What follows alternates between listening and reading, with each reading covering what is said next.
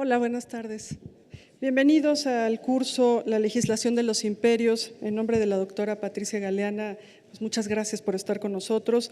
Esta tarde toca el tema Reglamento Provisional Político del Imperio Mexicano, promulgado el 10 de enero de 1823, y para ello contamos con la presencia del maestro Camilo Ayala Ochoa.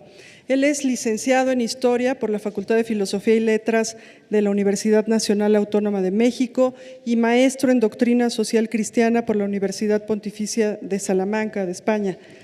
Tiene 30 años de experiencia en el mundo editorial, ha sido bibliotecario, corrector, ilustrador, escritor, guionista, redactor, editor, encuadernador y catalogador, todos los terrenos del trabajo con los libros.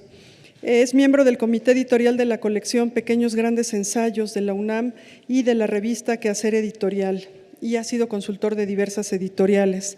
Es autor de los libros Hidalgo, El despertador de una libertad ausente, y también de Himno Nacional Mexicano.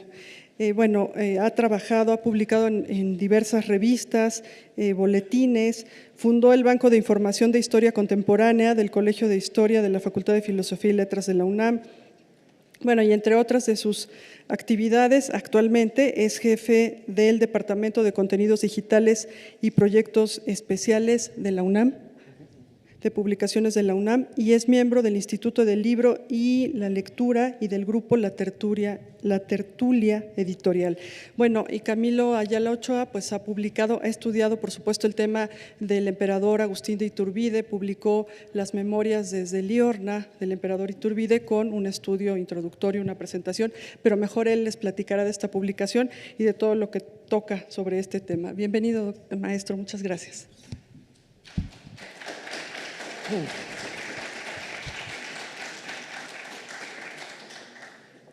Sí, buenas tardes. Entiendo que van a grabar, así que voy a usar el micrófono en esta ocasión.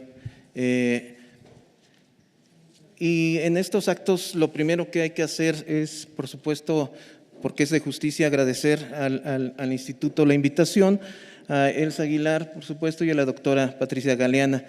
Y no solo eso, sino también hay que felicitar al Instituto por organizar esta serie de ciclos que tocan temas bastante oscuros, falseados, incluso yo creo que ocultados de la historia de México.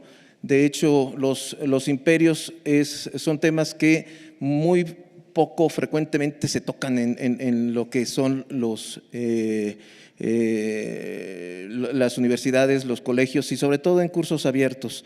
Estos temas son parte de lo que son las historias oscuras de nuestra nación, así como lo que es la campaña vasconcelista o la cristiada.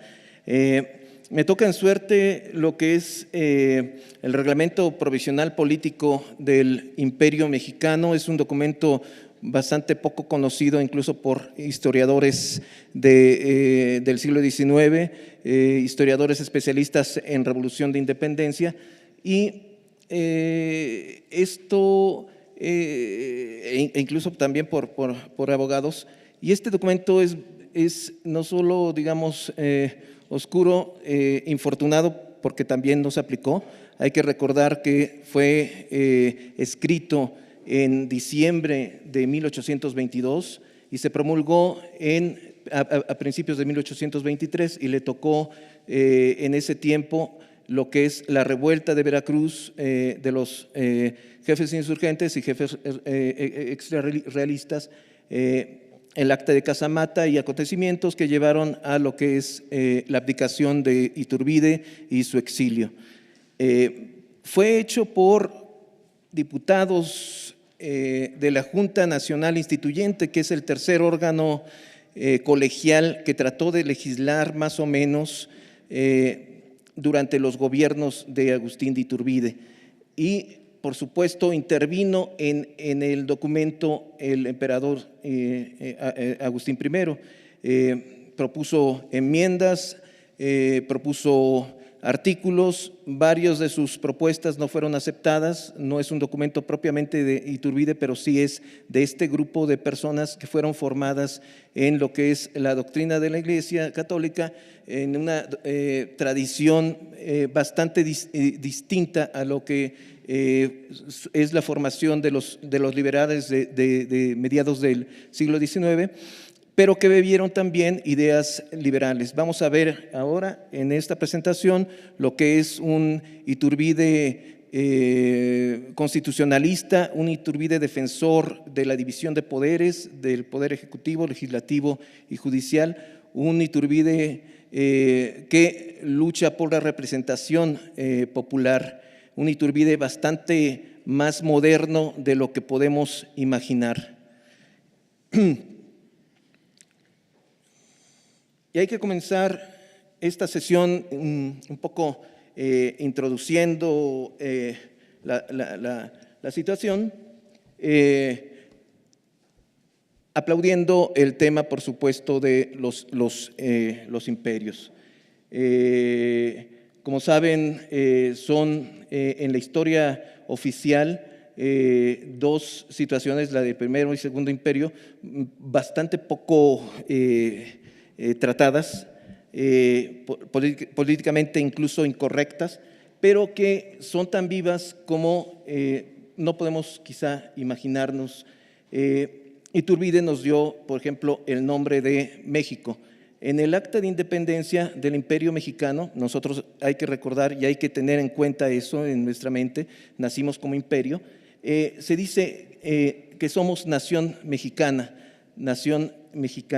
México, los mexicanos, el septentrión mexicano, la América mexicana, la América septentrional, son nombres que los pone Agustín de Iturbide.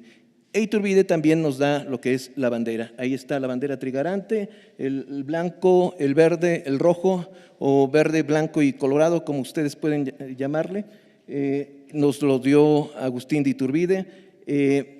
Vemos la bandera que se enarboló desde Iguala arriba y abajo ya la bandera imperial de franjas verticales con el águila imperial al centro, coronada por supuesto.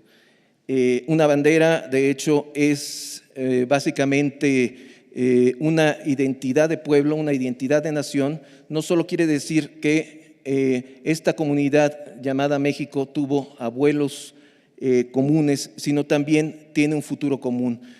Cualquiera que ha tenido hijos ve que en las escoltas, cuando los niños salen de sexto año y pasan a los que vienen entrando a sexto año, esa bandera, pues se trata de un ritual de continuidad, un futuro común en ese sentido, aunque vengan después cantantes norteamericanas a sobarse con la bandera el trasero.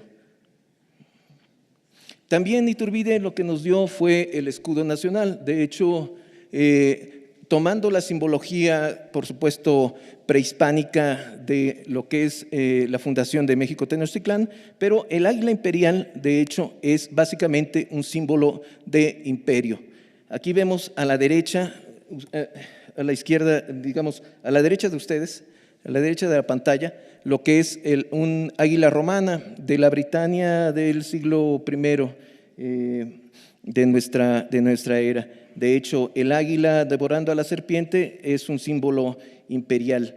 El águila es un animal que simboliza luz, simboliza sol, simboliza cielo, es algo celestial que vence a un animal subterráneo que vive en hoyos, que vive en el inframundo. El águila devorando a la serpiente quiere decir el sol triunfando sobre la oscuridad. Y ese símbolo es el que manejó, de hecho, Agustín de Iturbide al incorporarlo a la bandera y a los símbolos del imperio. Los códices prehispánicos o hispánicos que tenemos, ustedes sabrán que casi no tenemos códices que sean anteriores a la conquista. Por lo general son códices que realizaron indígenas educados por europeos o indígenas ayudados por europeos, incorporan un poco el símbolo del mito de Chicomostoc, del México Tenochtitlán, de la búsqueda de un islote donde haya un ave devorando un reptil. Y en muchas mitologías indígenas no se habla de un águila devorando a la serpiente, sino de un colibrí, que es, digamos, la advocación de lo que es Huitzilopochtli, devorando a una culebra. El primero que dio, digamos, el grito un 16 de septiembre fue, de hecho, nada menos que Maximiliano. Había celebraciones anteriores, pero el representar el grito, tal y como lo hizo, digamos, Hidalgo en el pueblo de Dolores, gritar de esa manera y celebrarlo, lo hizo Maximiliano y lo hizo en traje de charro.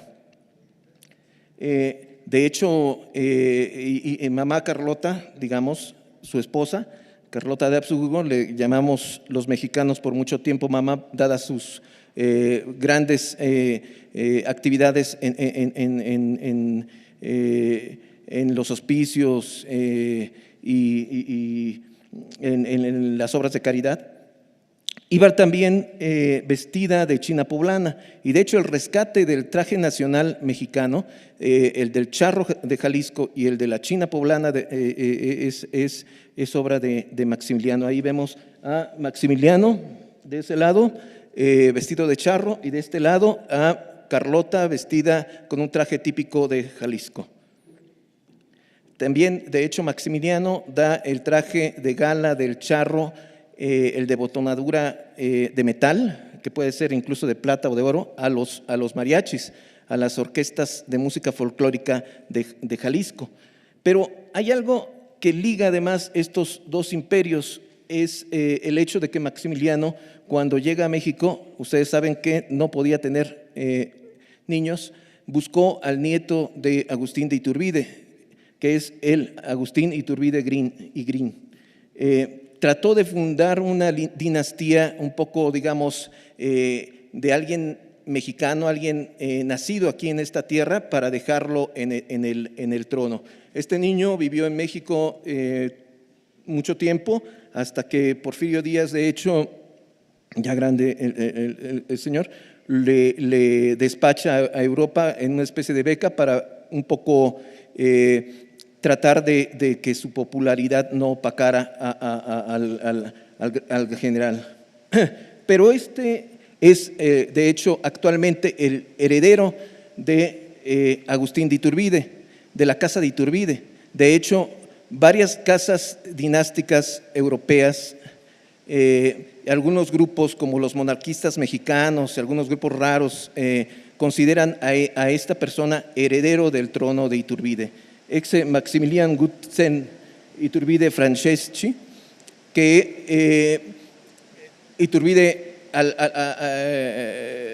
sus hijos, bueno, más o menos no tienen descendencia, pero se unen un poco a lo que es una casa austriaca, vive en Europa. Esta persona actualmente vive en Australia, no en Austria,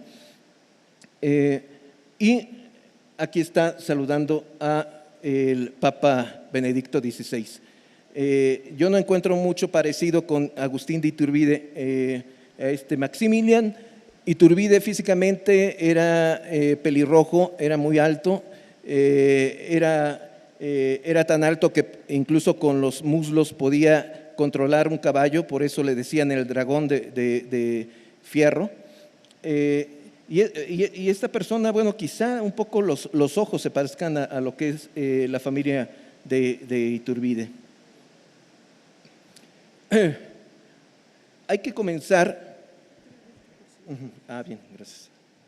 Hay que comenzar esta plática tomando en cuenta lo que alguna vez dijo Edmundo Gorman en un libro que se llama La supervivencia política novohispana. Él decía que observemos el germen del ser de México incluía no uno, sino dos Méxicos posibles, dos Méxicos distintos. y ya no resultará ni sorprendente ni vergonzoso el triste rosario de azonadas, cuartelazos, rebeliones, planes políticos y cartas constitutivas que exhiben los primeros años de nuestra biografía nacional. De hecho, hay que tomar en cuenta que el ser nacional, cuando despierta México en 1821, viene de una sociedad novohispana, una sociedad absolutista, totalmente monárquica, totalmente piramidal, y ese es el verdadero ser de México. Los liberales lo que quisieron es alterar ese ser, transformarlo y modernizarlo. Ambas posturas tenían quizá razón, pero fueron las que pelearon, y por esa situación hubo tantas batallas, tantos gobiernos. De hecho, casi no hubo gobiernos que terminaran su periodo en ese tiempo. Sigue diciendo O'Gorman: solo revelan en el fondo el inevitable y sordo conflicto, no de ambiciones e incapacidades, según han querido interpretar algunos, ni benévolas influencias externas, como han pensado otros, sino nada menos el de dos posibles maneras de ser.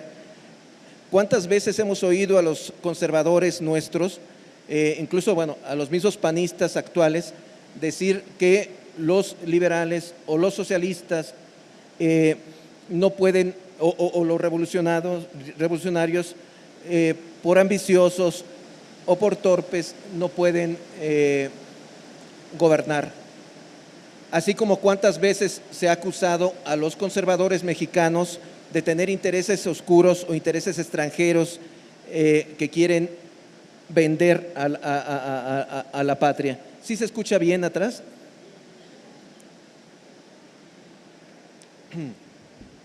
Bueno, ¿se escucha mejor? Bueno, esta situación de dos Méxicos posibles, la monarquía y la modernidad, el republicanismo, que incluso ni siquiera aparece durante la Guerra de Independencia, y lo vemos aquí con la situación del grito de Dolores. Miguel Hidalgo y Costilla no sabemos lo que gritó. De hecho, hay más o menos tres versiones: la de Bustamante, que es una cita de vecinos, la de Lucas Alamán, que es también una cita de oídas, y esta revelación que Ernesto de Lemoine toma de un autor anónimo.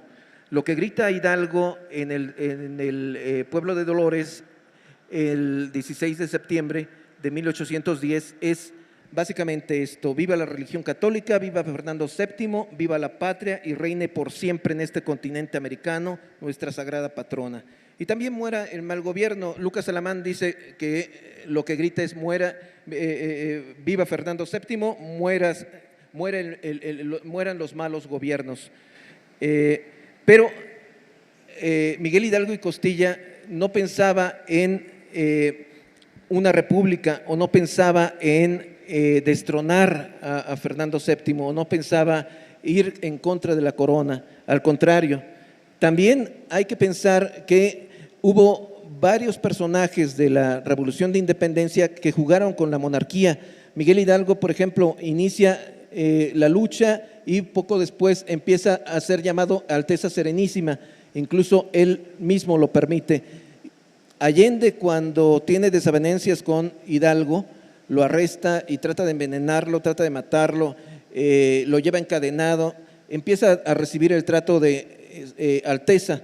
Y si ustedes examinaron en una sesión pasada lo que es el Plan de Iguala, Agustín de Iturbide hace varias versiones del Plan de Iguala, lo lleva a algunas personas para un poco pedir opinión y cuestiones de ese tipo, pero ya promulgado o ya hecho público el Plan de Iguala, nadie pide una revisión más que una sola persona, que es Guadalupe Victoria. Victoria se presenta con Iturbide y le dice: vamos a cambiar esto de que necesitamos a un rey español de la Casa de Borbón y qué tal si ponemos a un independentista de los más antiguos que haya podido esconderse en la sierra, por ejemplo, ¿no? Lo que pensaba, de hecho, Guadalupe Victoria es, de hecho, también él instituirse como monarca.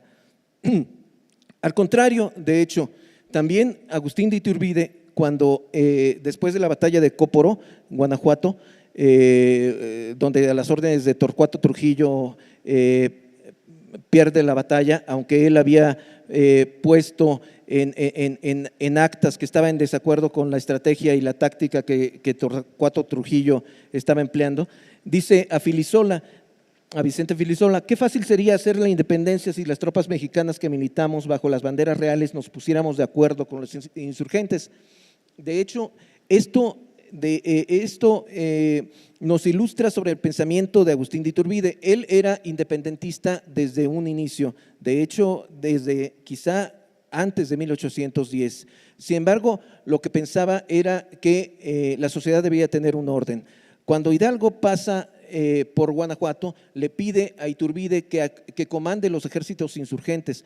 Hay que recordar que Hidalgo y Iturbide eran parientes por la rama de la mamá de Iturbide. De hecho, también Hidalgo fue maestro de Iturbide. Tenían incluso el mismo color de ojos, azules, pero lo que decide Iturbide no unirse a la causa insurgente es un poco el desorden, esta aventura, digamos, de Hidalgo de tratar de confrontar a la sociedad independiente con una revuelta popular. Pero ¿qué es lo que dice Agustín de Iturbide? Bueno, cuando antes incluso de lo que es la coronación de la monarquía. Cuando entran el ejército insurgente el 27 de septiembre de 1821 a la Ciudad de México, que es de hecho el día en que deberíamos de conmemorar el fin de la independencia y el inicio, digamos, el fin de la guerra de la independencia y el inicio de la independencia de México, este 27 de septiembre. La Ciudad de México, bueno, se viste de galas, los balcones se visten de verde, blanco y rojo, todos visten de estos colores, se llenan de flores, hay arcos triunfales, como podemos ver en estas fotos. Hay todo un desfile de personas. Ahí está Agustín de Iturbide comandando una columna de más o menos 10,000 soldados y 8,000 infantes. Lo que dice es esto: mexicanos, ya estáis en el caso de saludar a la patria independiente como os anuncié en Iguala. Ya recorrí el inmenso espacio que hay desde la esclavitud a la libertad y toqué los diversos resortes para que todo americano manifestase su opinión escondida, porque en unos se disipó el temor que los contenía, en otros se moderó la malicia de sus juicios y en todos se consolidaron las ideas. Esto es bastante quijotesco. Y ya me veis en la capital del imperio más opulento, sin dejar atrás ni arroyos de sangre, ni campos talados, ni viudas desconsoladas, ni desgraciados hijos que llenen de maldiciones al asesino de su padre. Por el contrario, recorridas quedan las principales provincias de este reino y todas uniformadas en la celebridad han dirigido al ejército trigarante vivas expresivos y al cielo votos de gratitud, lo cual, digamos, suena un poco a zorrilla.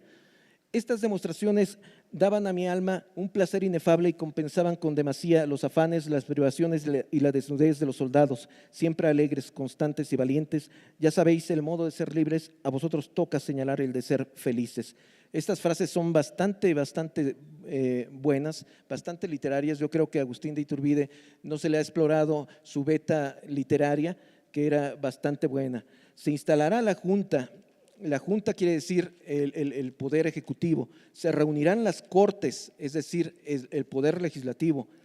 Se sancionará la ley que debe haceros venturosos, es decir, habla de un poder judicial. Y yo os exhorto a que olvidéis las palabras alarmantes y de exterminio y solo pronunciéis unión y amistad. íntima. Es decir, ya no solo en el Plan de Iguala y en los tratados de Córdoba se habla de un gobierno moderado, una constitución, sino también hay una idea de división de poderes. Sigue Iturbide, o sigue la proclama: contribuid con vuestras luces y ofreced materiales para el magnífico código. Habla de la Constitución, pero sin la sátira mordaz ni el sarcasmo malintencionado, dóciles a la potestad del que manda. Completad con el soberano Congreso la grande obra que empecé y dejadme a mí, que dando un paso atrás observe atento el cuadro que trazó la providencia y que debe retocar la sabiduría americana. Es decir, habla de códigos, habla de leyes, habla de constitución. Este es el Plan de Iguala, ustedes lo vieron en sesiones pasadas. Hay distintas formas. De hecho, la forma de difusión del Plan de Iguala que hacía Iturbide es copiarlo un poco a mano y pedirle a los soldados que sabían escribir copiarlo a mano, pero también mandó a personas a imprimirlo a Puebla para que pudiera difundirse. Y la proclama del Plan de Iguala dice: americanos, bajo cuyo nombre comprendo no solo a los nacidos en América, sino a los europeos, africanos y asiáticos que en ella residen, tened la bondad de oírme. Esta es una declaración ontológica que da definición al ser naciente, al ser de la nación. No hay una definición así en otra acta independentista o documento fundacional, de hecho. El punto tercero del Plan de Iguala dice: su gobierno será monarquía moderada con arreglo a la constitución peculiar y adaptable del reino. De hecho, lo que buscó Agustín de Iturbide, sobre todo pidió a los diputados, primero a la Junta, que debió convocar al constituyente, y luego a los constituyentes, y luego a la Junta Nacional Instituyente, lo que pidió es que resolvieran una constitución. Fernández de Lizardi en algún momento dice: si no es vuestra excelencia emperador, maldita sea nuestra independencia, no queremos ser libres si vuestra excelencia no ha de estar al frente de sus paisanos. Esto también da idea de lo que es la imagen de protector, de hacedor de la patria, de padre de la patria que tenía Iturbide en ese entonces e incluso mucho después. El contexto: 1822, en abril el Congreso depuso a 3 miembros de la regencia, eran 5, 3 de los que eran, digamos, amigos de Iturbide o partidarios de Iturbide, y lo hizo un poco para quitarle el poder a Iturbide. Como la regencia un poco se decidían las situaciones o se tomaban las decisiones por medio de votación, al quitar a 3 y ponerlos, se disminuyó bastante el poder de Iturbide. De hecho, básicamente los gobiernos de la regencia y del imperio son una lucha entre lo que es dos poderes: el poder legislativo y el poder ejecutivo. El legislativo, sobre todo, pensando que desde la época del constituyente, los diputados llegan y resuelven solicitar que la regencia jure fidelidad a ellos, y además decide que la soberanía nacional recae en los diputados. Eso, de hecho, por supuesto, no es una división clara de poderes. Es una situación que no se resolverá hasta que venga, digamos, sobre todo en el siglo XIX, hasta que venga los gobiernos autoritarios, sobre todo de Porfirio Díaz. Y es una situación que a lo mejor incluso en México no se ha resuelto todavía, que es más importante lo que es el Ejecutivo Federal o lo que emana de nuestras cámaras. Le quiso quitar también el mando a Agustín de Iturbide, el mando militar, porque el Congreso resolvió que no podía ser ejecutor y además tener el almirantazgo y el generalato de las milicias. Y además hubo un rumor muy fuerte de renuncia de Iturbide, sobre todo previo a lo que es la exaltación de Iturbide como monarca, porque él lo que quería es sobre todo que se pagara al ejército. Hay varias leyendas que sí son ciertas de el gobierno iturbidista teniendo que tocar casa por casa para pedir dinero para pagar a los militares, para pagar al ejército. Militares que a veces recibían no dinero, sino tabaco como salario, o que recibían comida. De hecho, incluso, por ejemplo, esta entrada triunfal del 27 de septiembre a la Ciudad de México, pues fue básicamente con soldados no uniformados. Se les compraron algunos zapatos, se le pidió ropa a los capitalinos para poder arropar a estos soldados que habían desfilado en toda la nación. El 19 de mayo sesiona el Congreso y determina que Agustín de Iturbide va a ser emperador. No son 67 votos contra 15 votos, sino 67 votos a favor de que se proclamara emperador de inmediato y 15 votos pidiendo una consulta a las provincias acerca de esta situación. Pero varios diputados, incluyendo varios de nuestros famosos liberales, actúan en este Congreso como exaltadores del imperio. El 21 de mayo, Iturbide jura ante el Congreso su nombramiento de emperador.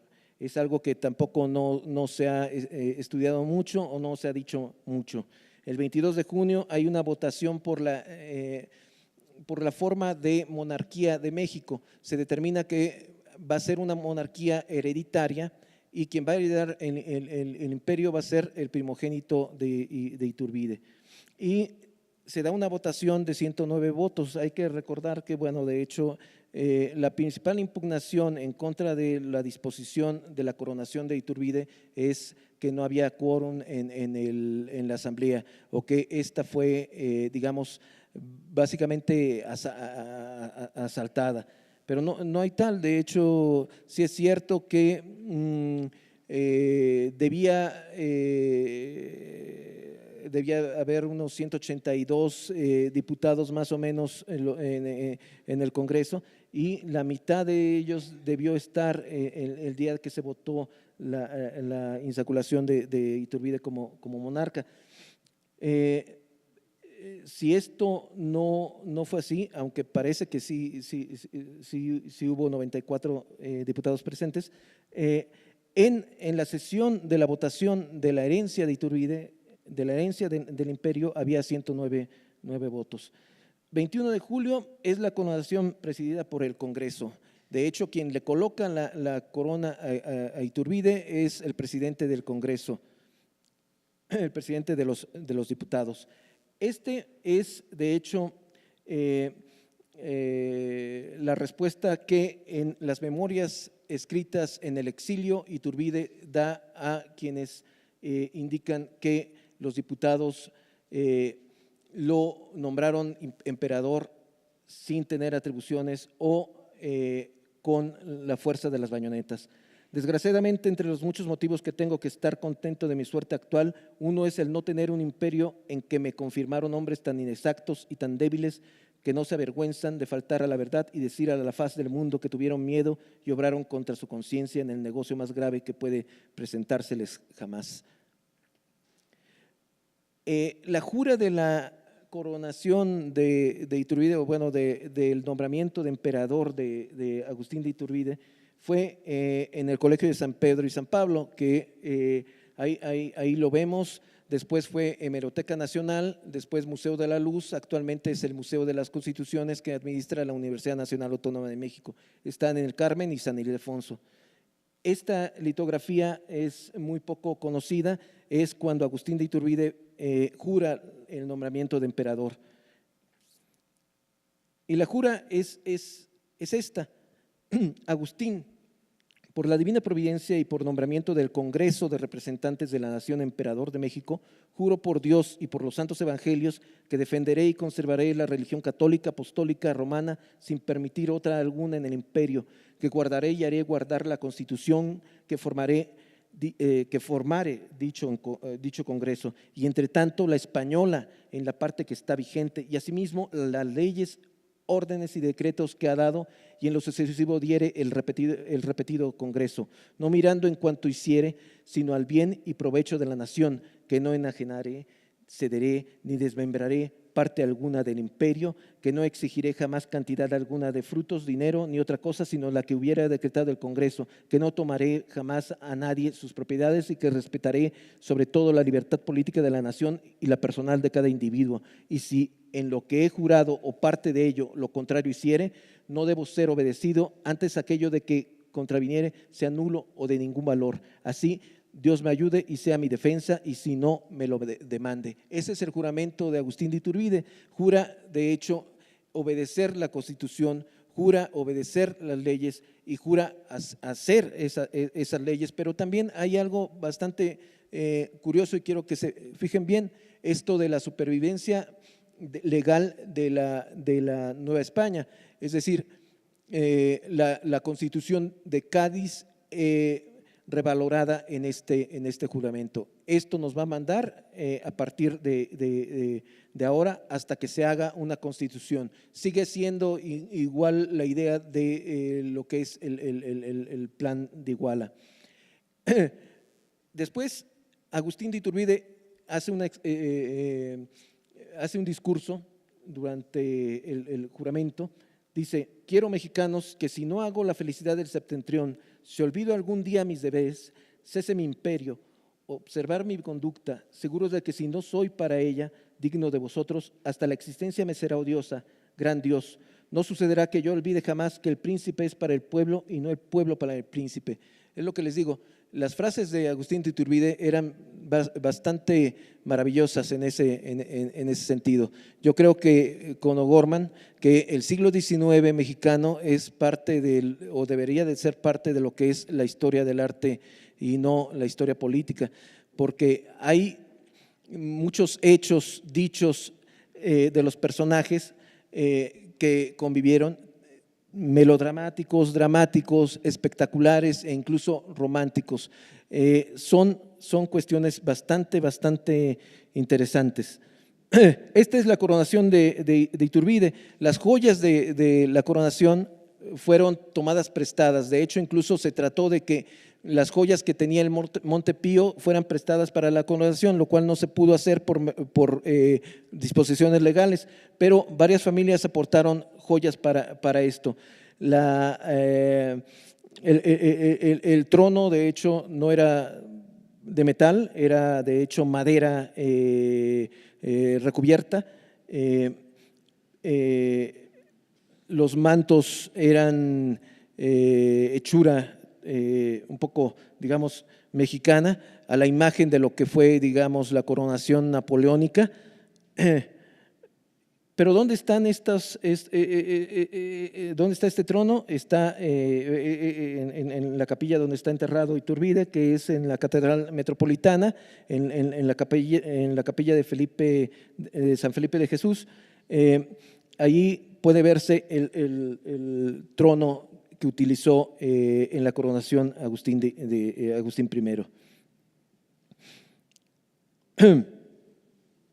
Más contexto: 1822, el 26 de agosto, fueron detenidos varios diputados conspiradores.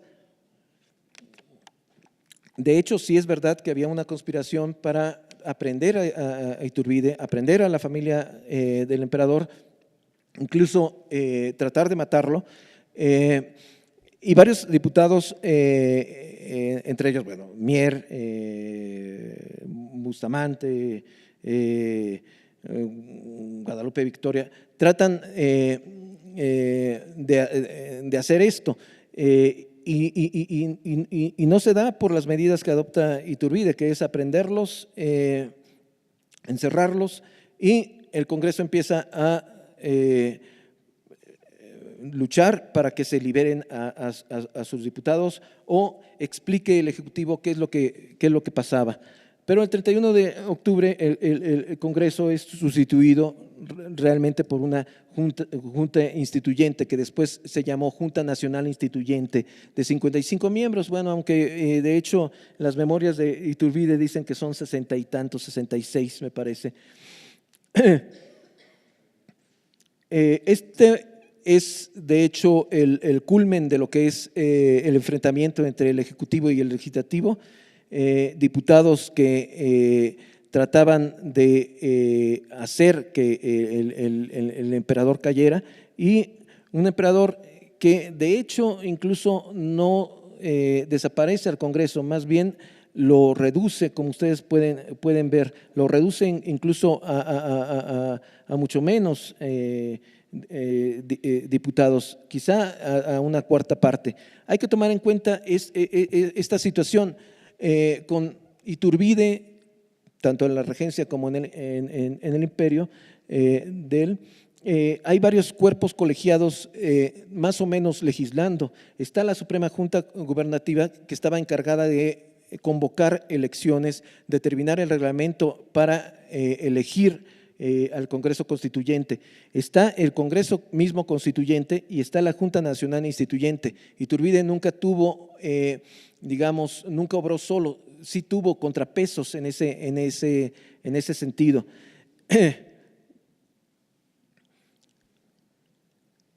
Bueno, el reglamento que me toca, el reglamento provisional político del Imperio Mexicano, es un documento que, como dije al principio, no pudo pasar a los hechos. Es un documento, digamos, interesante en el caso de antecedente constitucional o antecedente legal de nuestra historia legislativa, pero también es importante analizarlo doctrinalmente. Hay en él y en los documentos iturbidistas y en los documentos que emanan del imperio una ideología que yo comentaba que era la tradicional, una ideología muy tomista, muy católica, que proviene de algo bastante lejano. La tradición del municipio, por ejemplo, una vieja institución romana, implica varios derechos: el jus honorum, o el poder del honor, el jus suffragii, el poder del sufragio, el poder elector, y el goce de la ciudadanía romana es lo que hereda, de hecho, todo lo que es el gobierno durante los años de la Edad Media. Lo que es la patrística cristiana es toda una serie de discusión sobre lo que es la persona humana y lo que es el gobierno con relación a la persona y su libertad. Por eso vemos que en la Edad Media transcurren ideas comunes de supremacía de la ley, donde ciertos siervos hacen un homenaje a un señor para que los proteja y les dé comida y les dé sustento y les dé techo y les dé territorio. Esta tradición es muy distinta a la que emana de lo que es la Revolución Francesa y la tradición liberal. Existían algunos privilegios o estamentos o familias que eran practicados dentro de un orden distinto entre instituciones de hombres libres que encontramos en lo que se llamó burgo, comunidad o ciudad. Estos son los viejos fueros. El Liber Iurisorum visigodo, la Carta Magna de los británicos, incluso las 7 partidas de Iberia de Alfonso X el Sabio, o las leyes del Toro, de hecho, son procedentes de esta tradición foral, de esta tradición constitucional en ese sentido. Es decir, lo que les quiero decir es el pensamiento que está inherente en el Plan de Iguala, está inherente en el Libertador, y lo que es el grupo de conservadores que pelean contra los liberales en el siglo XIX es parte de esta tradición foral que recupera la Escuela de Salamanca, la escuela del siglo XVI de leyes, que descubre conceptos como el derecho de gentes, el derecho internacional, y se topa con problemas bastante fuertes como es el descubrimiento de habitantes nuevos, habitantes en el Nuevo Mundo. Y por supuesto está Vitoria, está Francisco Suárez, está las casas. Es una tradición bastante vieja en ese sentido. Hay que tomar en cuenta que Agustín de Iturbide era vasco y tenía esta formación de el derecho foral en su sangre. Los vascos estaban organizados en comunidades de familia, el voto fogueral, y se gobernaban mediante juntas elegidas que en caso de peligro confiaban la defensa a un jefe y llevaban así en campaña al pueblo. Las juntas eran integradas por personas de letra y conciencia, se reunían al pie del árbol de Guernica en una especie de poder elector y legislativo, funciones asumidas por práctica del derecho consuetudinario, es decir, era una tradición que implicaba mecanismos de decisión, leyes escritas, reconocimiento de libertades. De hecho, todos los vascos decían, bueno, todos los hidalgos deben de ser libres, por lo tanto, se nombraron a todo mundo como hidalgos y por eso pudieron tener constituciones de esa magnitud. Esas juntas designaban a los encargados de gobierno con nombramientos de delegados. La salutación de los delegados es esta: os saludamos, señores, os saludamos, todos somos iguales, criaturas de Dios, vosotros y nosotros también, os saludamos, señores, aquí nos tenéis. Por eso los vascos andaban incluso en pie de guerra, porque no reconocían incluso la jurisdicción de los obispos. Si un obispo entraba al país vasco o a Guipúzcoa, tenía que pedir permiso a todos para hacerlo. Este pensamiento que la Escuela de Salamanca y el pensamiento tomista a través de los jesuitas bebe Iturbide es ese tipo de constitucionalismo.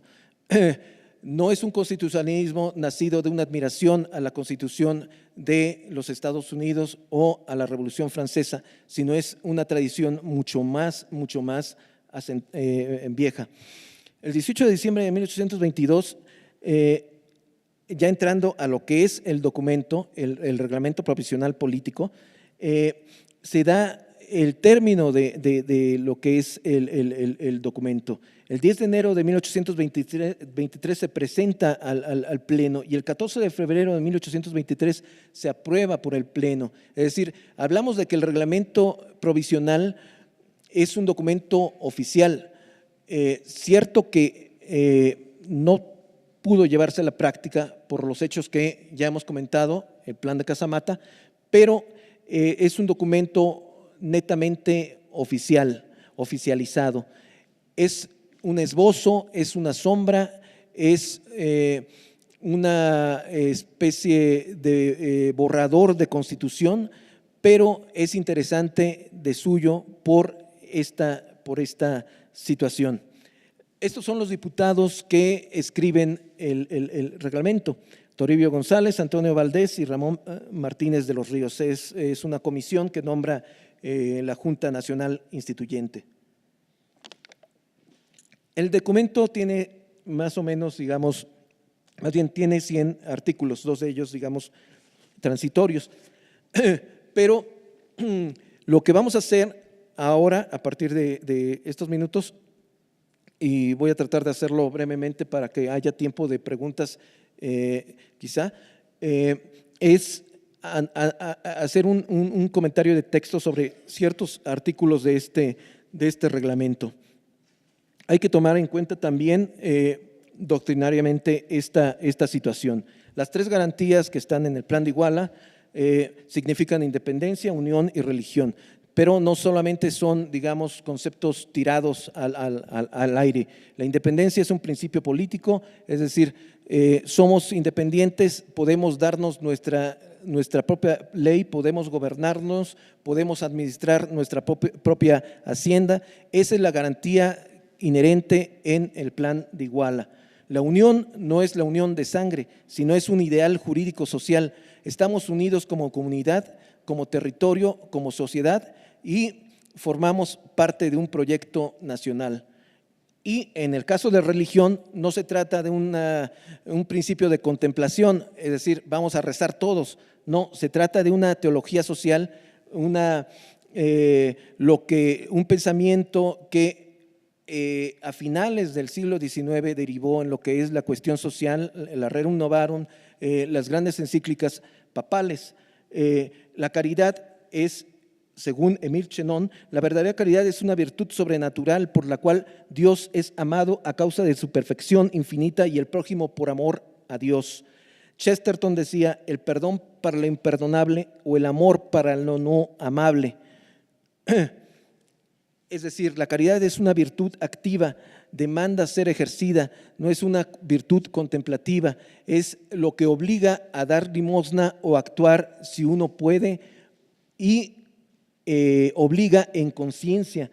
Es una severa obligación del ciudadano a cooperar por el bien común, por un bienestar social. Esa es la religión inherente en el Plan de Iguala. Es el homo religiosus que no se pregunta por el quid, lo que es, qué es de la moral, sino el qui, quién es el agente, el sujeto de la moral. Ahora, ya entrando a lo que es el reglamento, esta es su introducción. En la normativa, digamos, siempre hay un poco en los documentos del siglo XIX, estas especies de introducciones que ponen el acento en lo que es más importante del documento, porque la Constitución española es un código peculiar de la nación de que nos hemos emancipado, porque aún respecto de ella ha sido el origen y fomento de las horribles turbulencias y agitaciones políticas en que de presente se halla envuelta, porque la experiencia ha demostrado que sus disposiciones en general son inadaptables a nuestros intereses y costumbres, y especialmente a nuestras circunstancias, y porque con tan sólidos fundamentos el emperador ha manifestado la urgentísima necesidad que tenemos de un reglamento propio para la administración, buen orden y seguridad interna y externa del Estado, mientras que se forma y sanciona la Constitución política que ha de ser la base fundamental de nuestra felicidad y la suma de nuestros derechos sociales. La Junta Nacional Instituyente acuerda sustituir a la expresada Constitución española el reglamento político que sigue. Es decir, ahí ya hablamos de un rompimiento legal, de un cambio total de lo que fue la opción del Plan de Iguala. Una sustitución de lo que es la Constitución de Cádiz. El artículo 1 lo dice, desde la fecha en que se publique el presente reglamento, queda abolida la Constitución española en toda la extensión del imperio.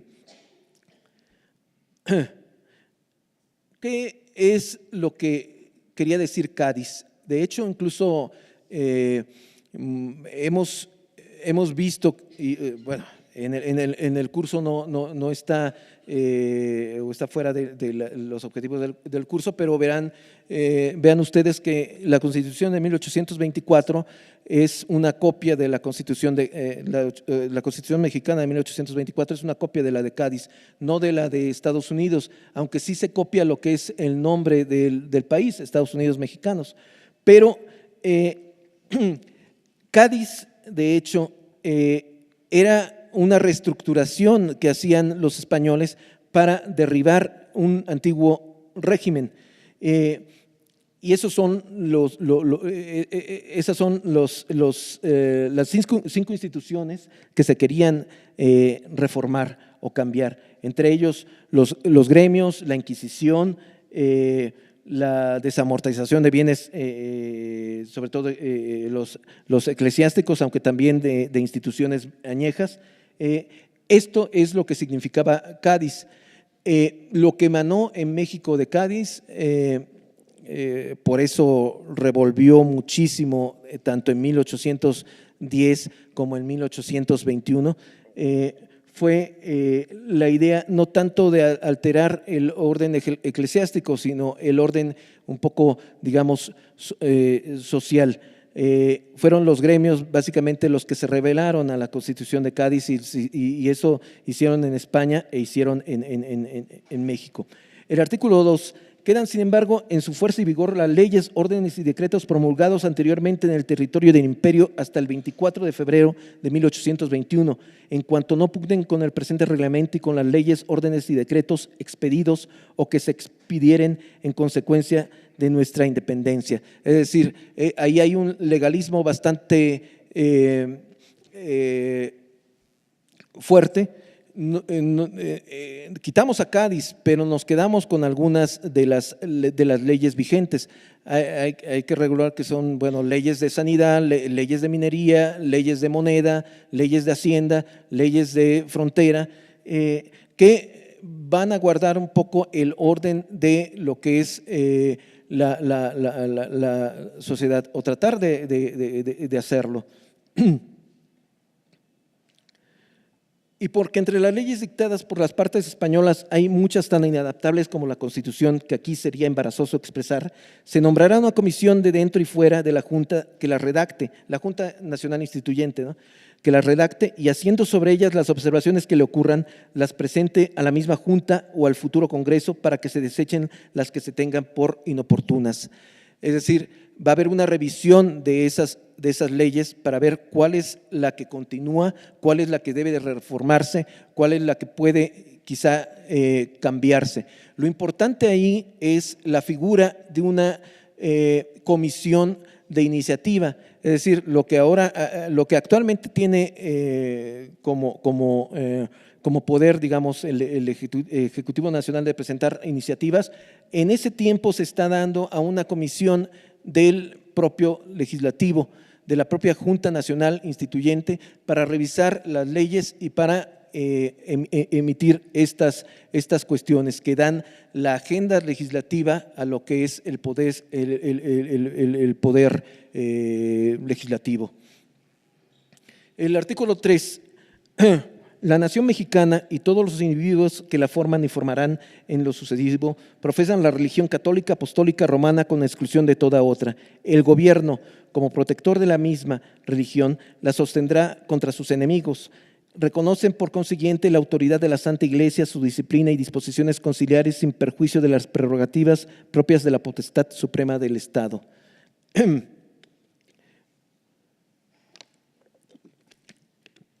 De hecho, desde 1821 se discute quién tiene el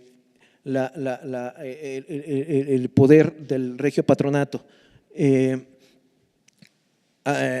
regio patronato es la atribución al rey de España que le da Roma de autorizar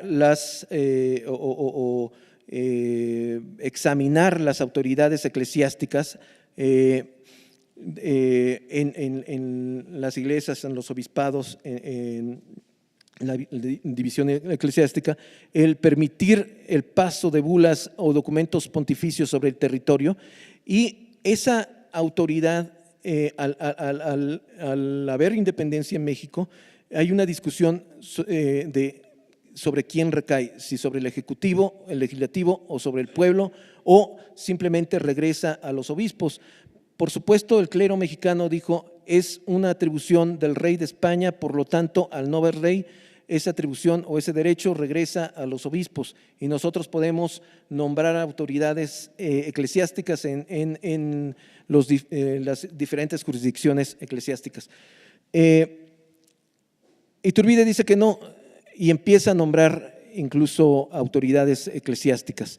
Dice que no porque, bueno, de hecho, su pensamiento que aquí comparte la Junta Nacional Instituyente y, por supuesto, comparten las legislaciones posteriores a lo que es el Imperio Mexicano, es que el regio patronato es un derecho que corresponde al reino, al pueblo mexicano. como reino. Por lo tanto, independientemente de quien sea cabeza de Estado o poder político, puede su autoridad ejercer ese regio patronato. Aquí vemos lo que es el manual con el compendio del regio patronato indiano.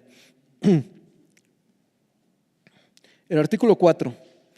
El clero secular y regular será conservado en todos sus fueros y preeminencias conforme al artículo 14 del Plan de Iguala.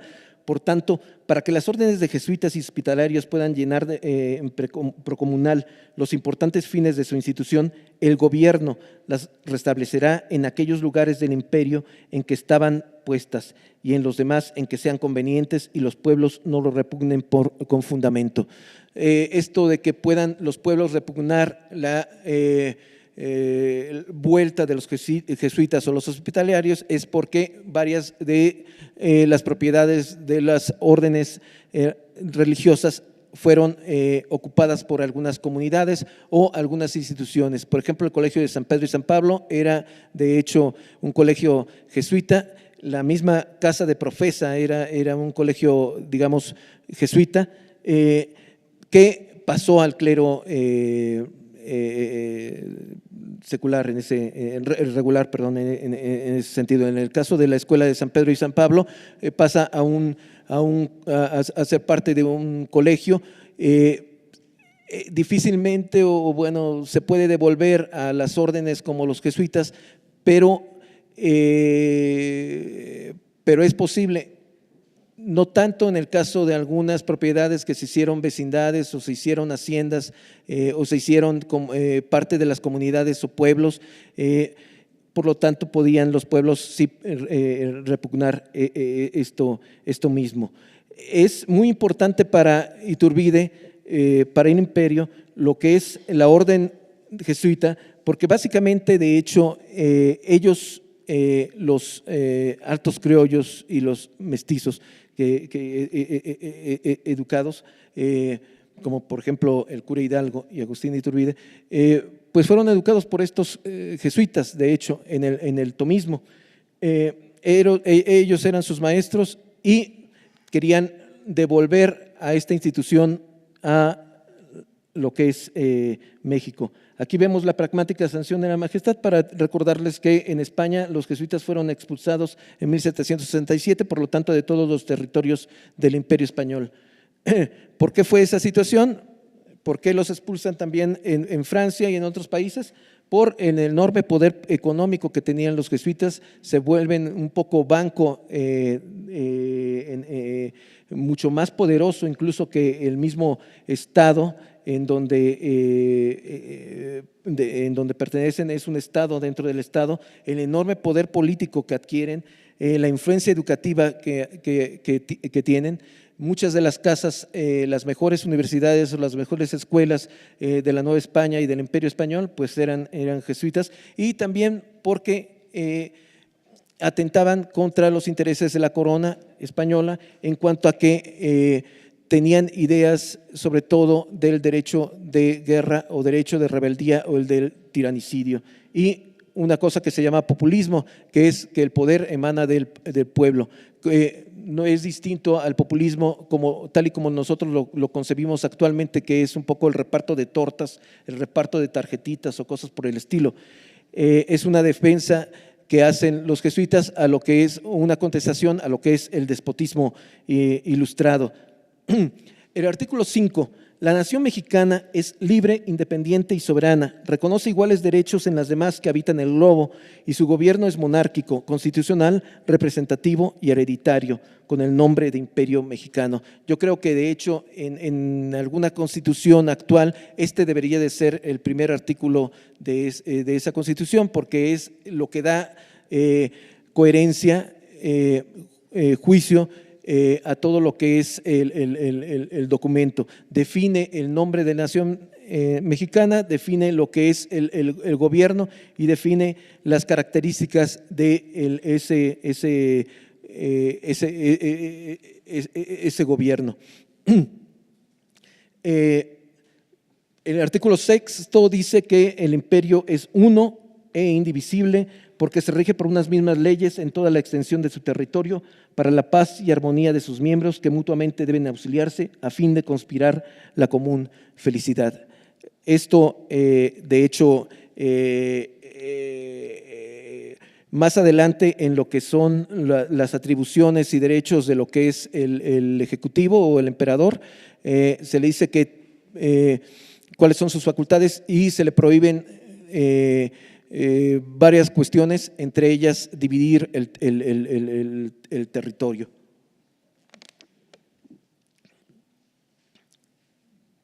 Este es en el Imperio Mexicano, de hecho, tal y como lo tuvo Agustín de Iturbide.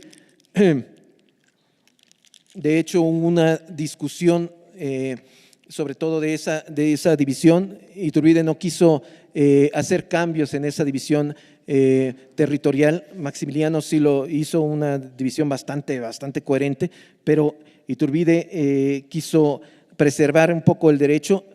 Por ejemplo, los tejanos decían o le pedían a Iturbide que dividiera el estado en dos partes, una que se llamara Texas y otra que se llamaba precisamente Iturbide, pero el emperador no quiso porque quería un poco preservar ese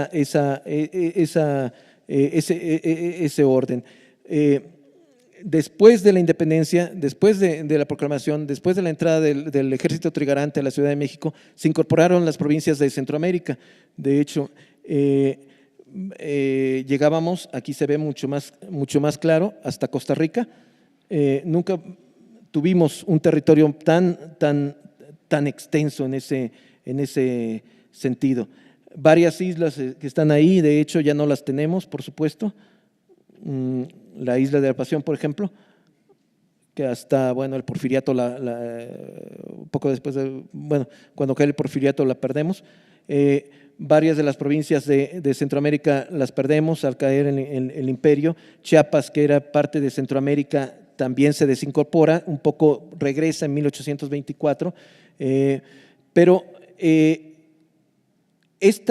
estas cuestiones, esta suma que hicieron los habitantes de Centroamérica al imperio, la hicieron de hecho libremente. Iturbide dijo, vamos a preguntarles si es cierto a los pueblos, no a los cabildos, sino a los pueblos, si quieren incorporarse al imperio, lo cual hizo. Mandó una fuerza armada, de hecho, a Centroamérica, porque había una pugna, sobre todo en una región que no era un país, que era El Salvador, que quería incorporarse a los Estados Unidos de Norteamérica, y quería, de hecho, mandar una fuerza al norte. Lo que pasa es que en el norte es tan extenso que aunque existían los presidios novohispanos, los fuertes, digamos, de los ejércitos españoles eran un poco relativos, ¿no? El artículo 7º, también hay que decir que Estados Unidos reconoce al imperio de Iturbide,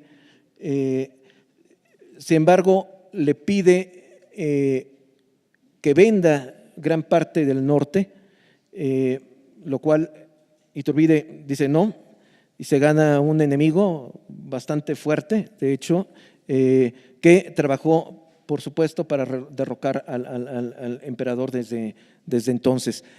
Por eso era muy importante que en el reglamento estuviera este artículo tal cual está, ¿no? Que México era indivisible en ese sentido. También hay un juego ahí con los colombianos, sobre todo Simón Bolívar. Iturbide le pedía a Bolívar, vamos a liberar Cuba y vamos a liberar Florida, pero fueron planes que desafortunadamente no se llevaron a cabo. El artículo 7º, son mexicanos sin distinción de origen todos los habitantes del imperio que en consecuencia del glorioso grito de Iguala han reconocido la independencia, y los extranjeros que vinieron en lo sucesivo, desde que con conocimiento y aprobación del gobierno se presenten al ayuntamiento del pueblo que elijan para su residencia y juren fidelidad al emperador y a las leyes. ¿Qué es lo que nos está diciendo aquí el reglamento? Es un poco la definición de lo que es ciudadanía, que también continúa en el artículo 8º. Los extranjeros que hagan o hayan hecho servicios importantes al imperio, los que puedan ser útiles para sus talentos, invenciones o industria, y los que formen grandes establecimientos o adquieran propiedad territorial por la que paguen contribución al Estado, podrán ser admitidos al derecho de sufragio. El emperador concede este derecho informado del ayuntamiento respectivo, del ministro de Relaciones y oyendo al Consejo de Estado. Es un poco la definición de lo que es la ciudadanía y el poder adquirir la ciudadanía en ese sentido del Imperio Mexicano.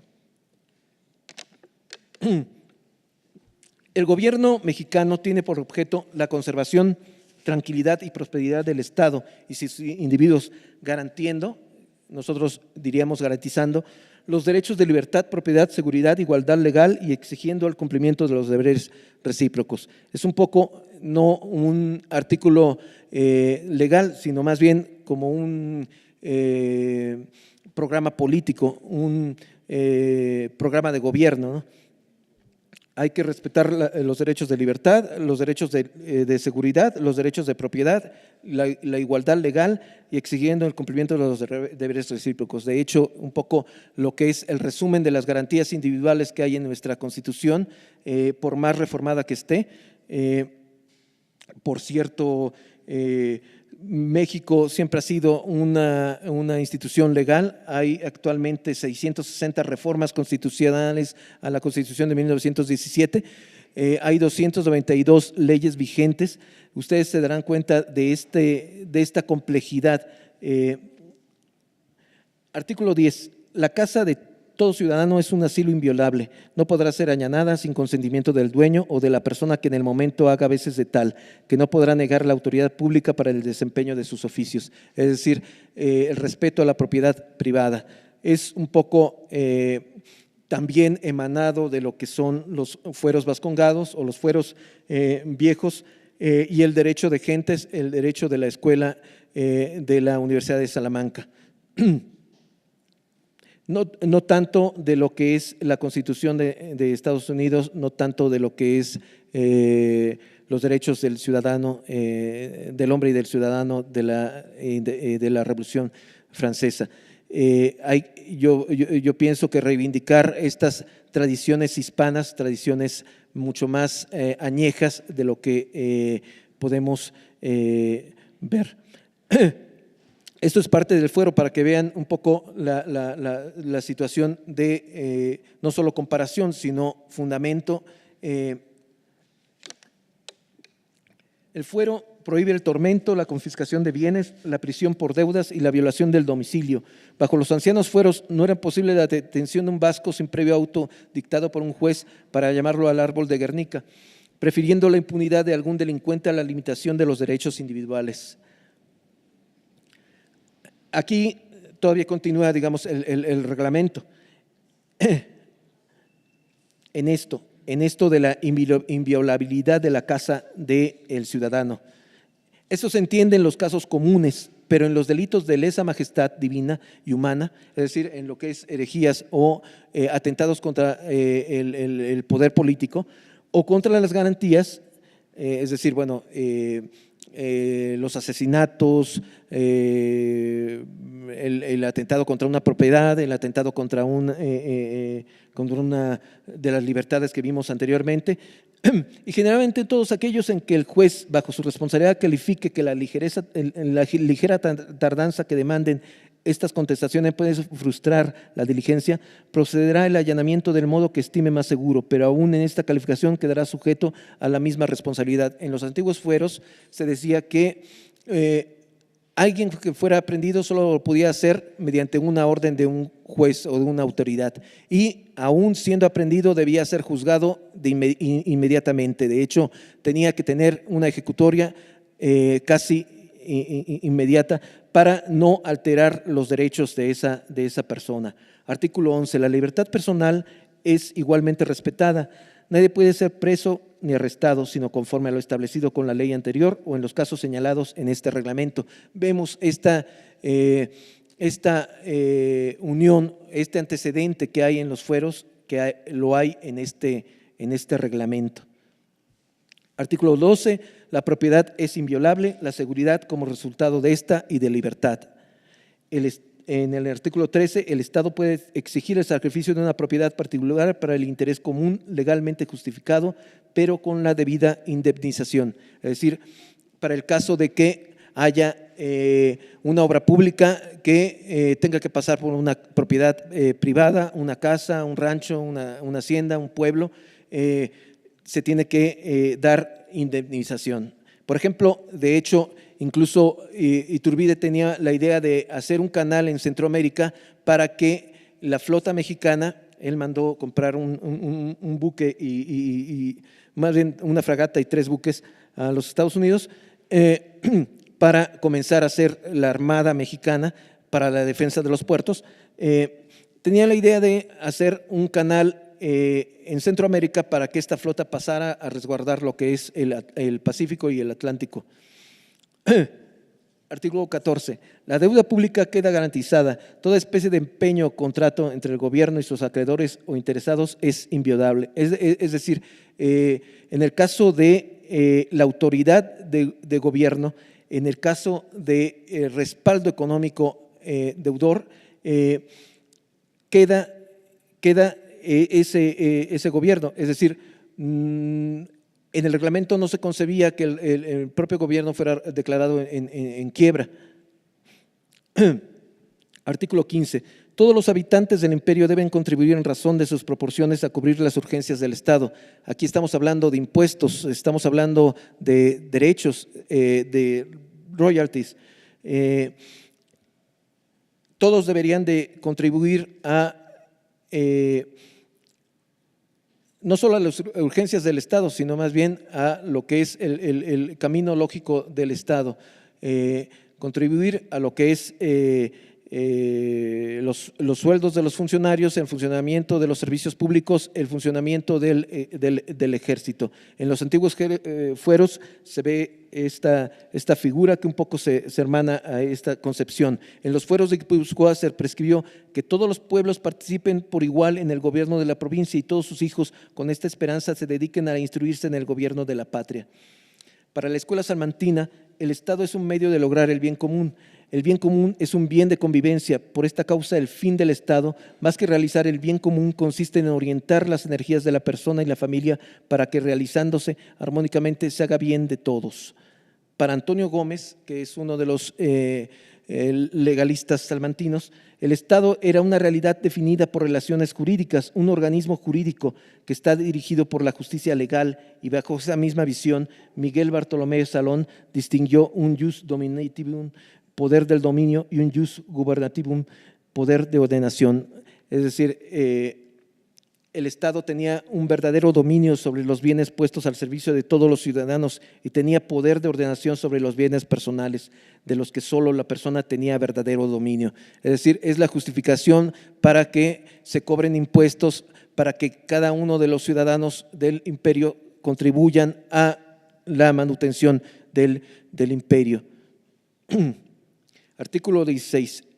Las diferentes clases del Estado se conservan con sus respectivas distinciones, sin perjuicio de las cargas públicas comunes a todos los ciudadanos. Las virtudes, servicios, talentos y aptitudes son los únicos medios que disponen para los empleos públicos de cualquier especie.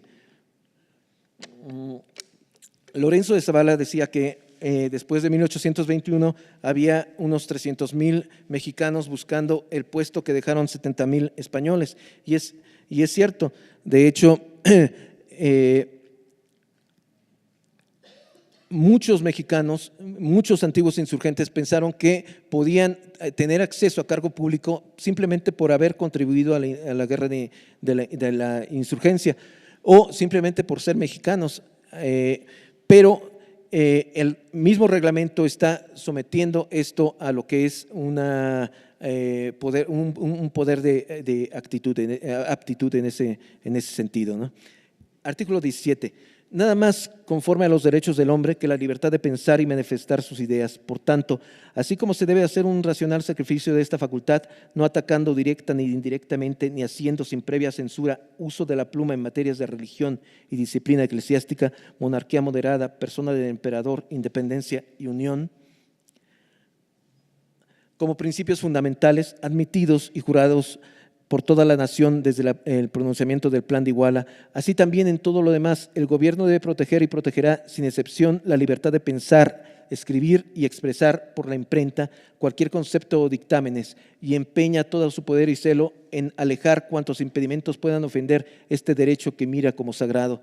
Ahí estamos hablando de la libertad de imprenta, la libertad de pensamiento, la libertad de expresión. Hay que entender que Agustín de Iturbide, cuando está marchando en estos 7 meses que le tarda en recorrer el territorio de la Nueva España para sumar a todas las fuerzas al Plan de Iguala, lleva sobre todo una imprenta y está emanando bastantes mensajes. Nombra en Tepozotlán a Fernández de Lizardi, su jefe de prensa, su jefe de imprenta. No lo nombra como jefe de la Gaceta del Imperio, lo nombra al impresor Vázquez, pero le es muy importante esto de la imprenta, y a estas personas que ven después de 1821 cómo los españoles están abandonando el territorio nacional, como buena parte de la inteligencia novohispana abandona a México, le era muy importante mantener un poco este clima de libertad. De hecho, se discute mucho hacer una comisión que fomente la ciencia o fomente la técnica, sobre todo a partir de la dirección de la Universidad Pontificia. Artículo 18 sigue hablando de censura, sigue hablando de derecho de expresión. La censura en los escritos que traten de religión o disciplina eclesiástica toca al juez ordinario eclesiástico, que deberá darla dentro de 24 horas, si el papel no llegare a 3 pliegos, o dentro de 6 días si pasare de ellos. Y si algún libro o papel sobre dichas materias se imprimiese sin la licencia indicada, podrá dicho juez eclesiástico recogerla y castigarla al autor impresor con arreglo a las leyes canónicas. Iturbide, de hecho, leía mucho e incluso dio una lista de libros que no deberían de estar en el imperio. Tuvo muchos problemas con la iglesia para que ellos determinaran que la lectura de esos libros fuera declarada herética. Al fin le hicieron caso, pero a eso se refiere este artículo. Hay que entender que, bueno, de hecho, era parte del ser de ese tiempo. Muchos historiadores, cuando iniciamos la carrera, los maestros nos dicen no hay que regañar a los muertos. Hay que entender que Iturbide era un hijo de su tiempo en ese sentido, ¿no? Esta es la continuación del artículo. Dice: en los demás puntos del artículo anterior, la censura la hará cualquier juez de letras a quien se pida la licencia en los mismos tiempos, pero bajo su responsabilidad, tanto al gobierno si fuera aprobatorio como a la parte si fuera condenatoria. Hay que entender que la manera de editar en ese tiempo es un poco cada imprenta que trabajaba en el Imperio Español tenía que reportar su obra a un juez, no solo eclesiástico, bueno, podía ser un juez en materia civil para pedir permiso, y ese juez revisaba la obra para que no hubiera alguna exclamación en contra del orden social, alguna exclamación en contra del rey o cosas por el estilo, algo que atentara contra el orden social en ese sentido. Esa era la manera de editar en ese tiempo.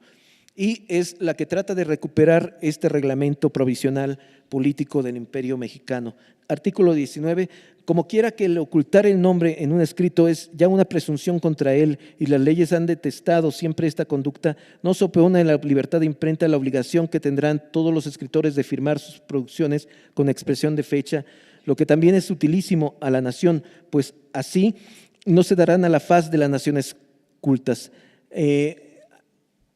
Sobre todo a partir de la Revolución Francesa había una actividad editora que se llamaba, bueno, los libelos, el escribir obras anónimas, el escribir obras con nombre cambiado, con un alias, con un nombre literario incluso, pero, o un mote, por ejemplo, bueno, el pensador mexicano, bueno, todo el mundo sabía que era Lizardi, pero bueno, muchos textos salían como pensador mexicano y al fin el pensador mexicano fue el seudónimo literario de Lizardi, pero había muchos textos que atacaban al gobierno, o atacaban a una persona, o atacaban al emperador,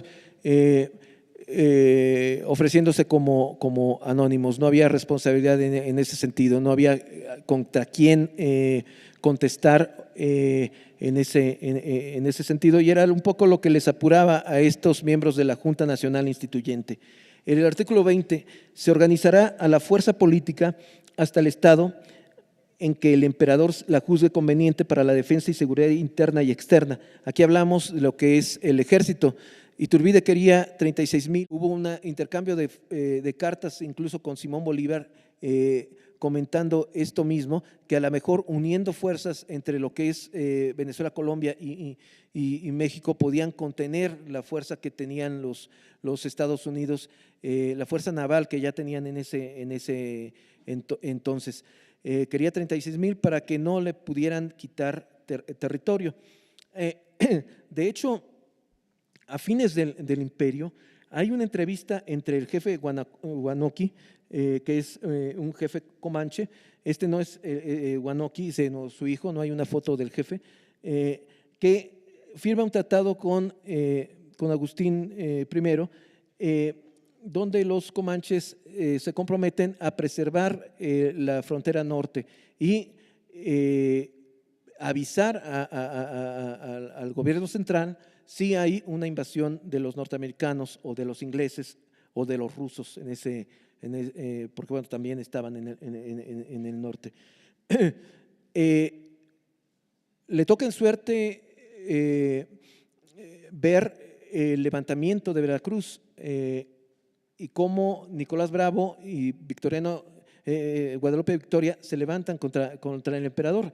Y se va el jefe comanche bastante triste y manda este mensaje. Le promete tener en la frontera a 4,000 de sus guerreros e inmediatamente buscar a otros 4,000. Y además le promete a Iturbide levantar a 27,000 comanches para ir sobre Veracruz contra López de Santana. Realmente, bueno, Iturbide, al ver que varios de los generales, sobre todo amigos, Lobato, Chanove, transan con lo que es López de Santana, prefiere abdicar y no le hace caso ni a sus soldados, ni a los generales que le eran leales, ni a esta medida comanche. El artículo 21 dice: ningún mexicano, excepto los eclesiásticos, pueden excusarse del servicio militar, siempre que la patria necesite de sus brazos para su defensa y conservación, pero en caso de impedimento justo deberá dar un equivalente. Este artículo habla del servicio militar. Iturbide lo que quería es que incluso los eclesiásticos hicieran su servicio militar, un poco como capellanes de guerra.